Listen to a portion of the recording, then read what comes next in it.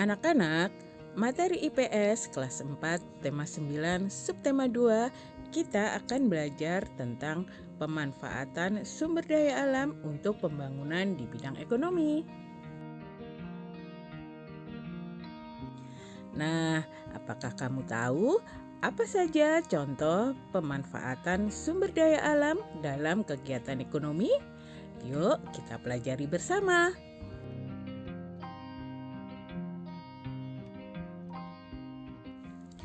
Assalamualaikum warahmatullahi wabarakatuh dan salam sejahtera. Hai anak-anak hebat, selamat datang di MI Al-Kusnania Channel bersama Bu Juleka.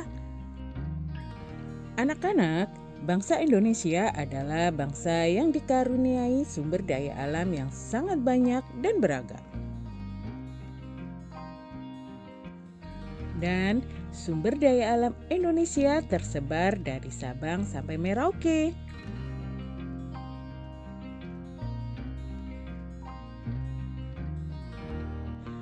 Anak-anak, sumber daya alam yang kita miliki baik sumber daya alam hayati maupun non-hayati menjadi modal utama pembangunan.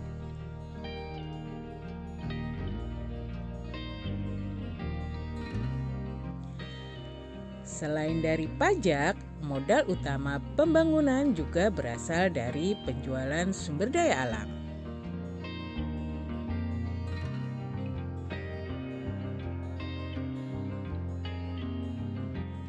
Misalnya, bahan-bahan tambang dan hasil pertanian yang dijual atau diekspor ke negara lain.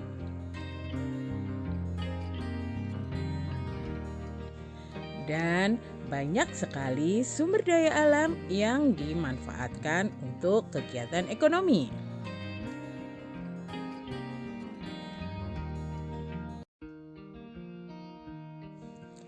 Beberapa yang dimanfaatkan untuk kegiatan ekonomi misalnya hasil pertanian, perkebunan, perikanan, peternakan, dan pertambangan.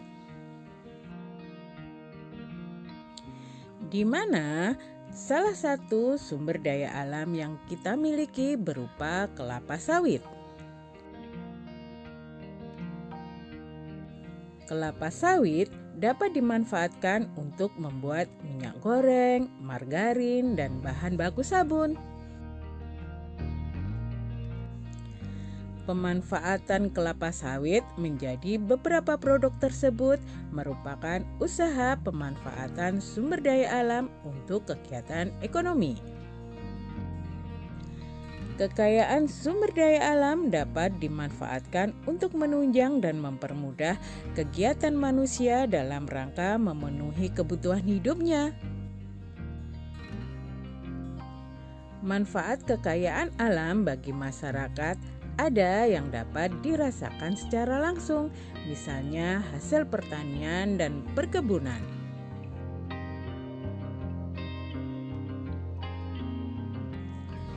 Sayur-sayuran, buah-buahan, padi merupakan contoh beberapa hasil kekayaan alam yang dapat dimanfaatkan secara langsung. Selain kekayaan alam yang dapat dimanfaatkan secara langsung, ada juga kekayaan alam yang dimanfaatkan secara tidak langsung. Artinya, kekayaan alam tersebut harus diolah terlebih dahulu agar dapat dimanfaatkan untuk kepentingan masyarakat. Misalnya minyak bumi yang harus diolah terlebih dahulu menjadi minyak tanah, solar, bensin, maupun aspal agar dapat dimanfaatkan oleh masyarakat. Sumber daya alam yang kita miliki menghasilkan kekayaan alam berupa hasil pertanian, hasil perkebunan, hasil perikanan, hasil hutan, dan hasil tambang. Sumber daya alam tersebut akan bermanfaat apabila kita dapat mengolahnya dengan baik. Agar kekayaan alam yang kita miliki mempunyai manfaat dan kegunaan masing-masing. Berikut contoh hasil sumber daya alam dan manfaatnya. Yang pertama, hasil pertanian. Contohnya, padi sebagai makanan pokok. Jagung sebagai makanan pokok dan makanan ternak.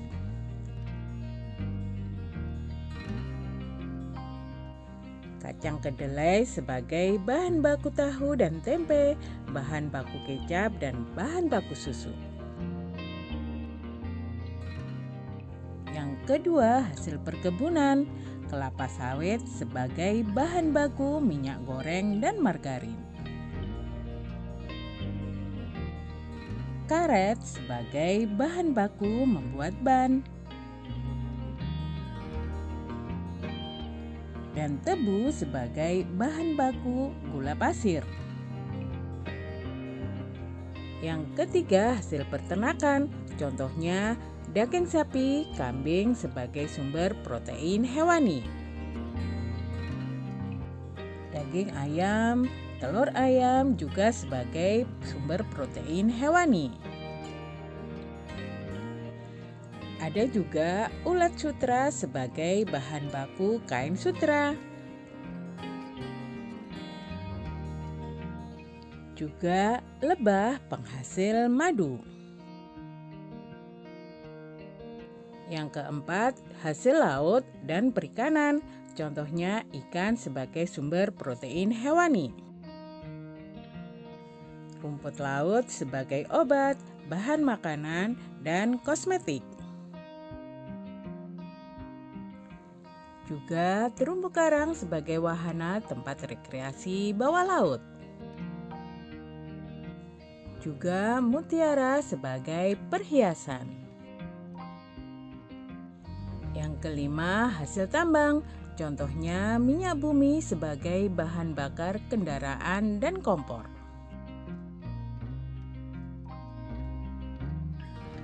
Gas alam sebagai bahan bakar kompor gas.